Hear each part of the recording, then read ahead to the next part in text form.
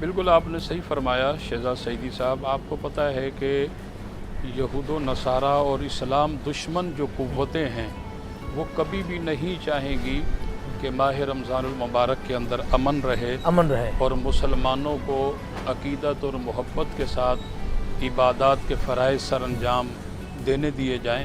تو وہ تو ظاہر سی بات ہے ہر حربہ ہر طریقہ استعمال کرتی ہے کہ مسلمانوں کے امن کو خراب کیا جائے، ان کے سکون کو خراب کیا جائے، اور خاص کر کے ان کے جتنے بھی مقدس تہوار ہیں ان مقدس تہوار کے تقدس کو پامال کیا جائے. کیونکہ ہمارے سال بھر میں جتنے بھی تہوار آتے ہیں تو ان تہواروں میں سے ماہ رمضان المبارک کی بہت افضل ترین ایک فضیلت ہے اور بہت بڑا ہمارا یہ تہوار ہے، بہت بڑا ہمارا یہ ایونٹ ہے.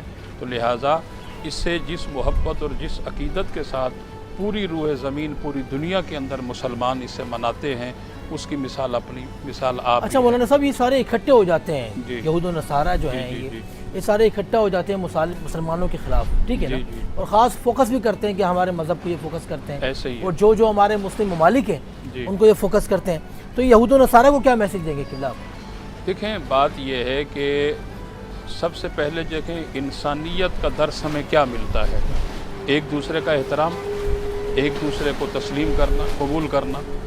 تو اس لیے انسانیت کا درس اگرچہ وہ سمجھتے ہیں، مانتے ہیں، اسے تسلیم کرتے ہیں، تو اس انسانیت سے ہی کچھ درس لے لیں اور اسی پر عمل کر لیں. باقی دیکھیں ہمارے اسلام کے اندر تو الحمدللہ اتنا مٹھاس ہے، اتنی محبت ہے، اتنی لذت ہے، ہر ایک کے صرف مسلمانوں کے نہیں بلکہ غیر مسلم کے حقوق بھی بیان کیے گئے.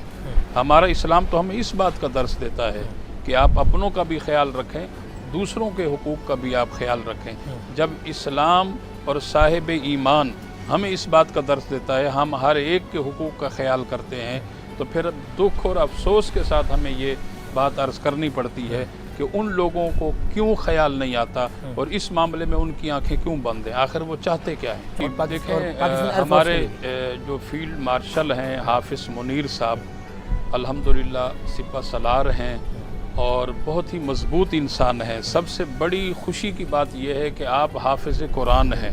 کلام الرحمن کی یہ عظیم دولت ان کے سینے کے اندر موجود ہے، اور جب بھی وہ کوئی فیصلہ کرتے ہیں تو اللہ کی مقدس کتاب قرآن مجید کا سہارا لے کر فیصلہ کرتے ہیں اور کامیابی ہے اس کے اندر. آیت بھی سناتے ہیں پھر ترجمہ بھی سناتے ہیں. جی بالکل، یہ خوشی کی بات ہے نا ہمارے لیے، یہ اعزاز اور فخر کی بات ہے. ہمارا سپہ سالار ماشاءاللہ، ہمارا سپہ سالار بھی ایسا ہے کہ جس کے سینے میں اللہ کا قرآن ہے اور قرآن کا ترجمہ، قرآن کی تفسیر اور اس کی تلاوت کر کے پھر قرآن کے فیصلے اور قرآن کے حکم کے مطابق جب آگے بڑھا جائے تو اس میں انسان کو کامیابی ملتی ہے.